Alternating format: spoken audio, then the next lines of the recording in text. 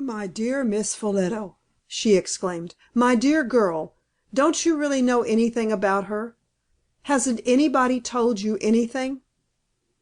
I stifled an imaginary yawn in faint protest against her unbecoming exhilaration. I have not many weaknesses, but I hate scandal and scandal mongering. All the same I was interested, although I did not care to gratify Lady Naselton by showing it. "Remember that I have only been here a week or two," I remarked. "Certainly not long enough to have mastered the annals of the neighborhood. I have not asked any one before. No one has ever mentioned her name. Is there really anything worth hearing?" Lady Naselton looked down and brushed some crumbs from her lap with a delicately gloved hand. She was evidently an epicure in story telling. She was trying to make it last out as long as possible. "Well, my dear girl, I should not like to tell you all that people say," she began slowly. "At the same time, as you are a stranger to the neighborhood, and of course know nothing about anybody, it is only my duty to put you on your guard. I do not know the particulars myself. I have never inquired. But she is not considered to be at all a proper person. There is something very dubious about her record." "How deliciously vague!" I remarked, with involuntary irony. "Don't you know anything more definite?"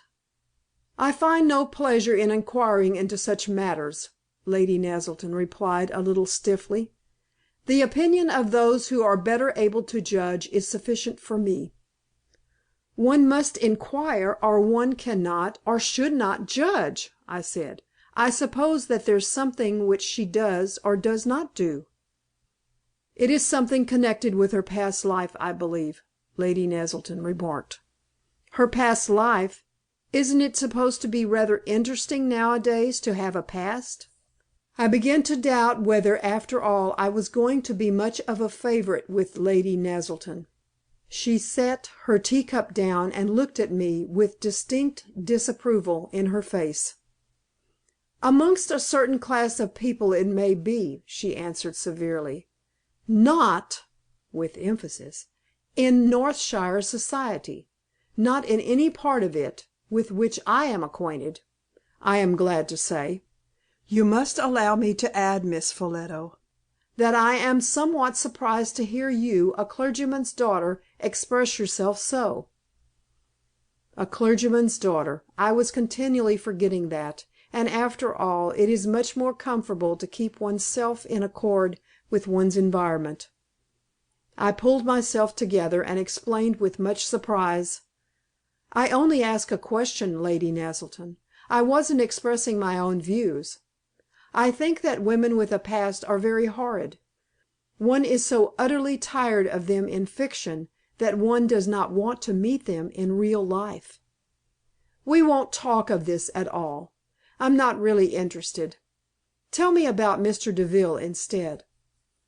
Now this was a little unkind of me, for I knew quite well that Lady Naselton was brimming with eagerness to tell me a good deal about this undesirable neighbor of ours.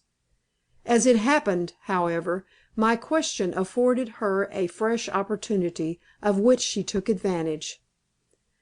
"To tell you of one, unfortunately, is to tell you of the other," she said, significantly. I decided to humor her and raised my eyebrows in the most approved fashion. "How shocking!" I exclaimed. I was received in favor again. My reception of the innuendo had been all that could be desired. "We consider it a most flagrant case," she continued, leaning over towards me confidentially.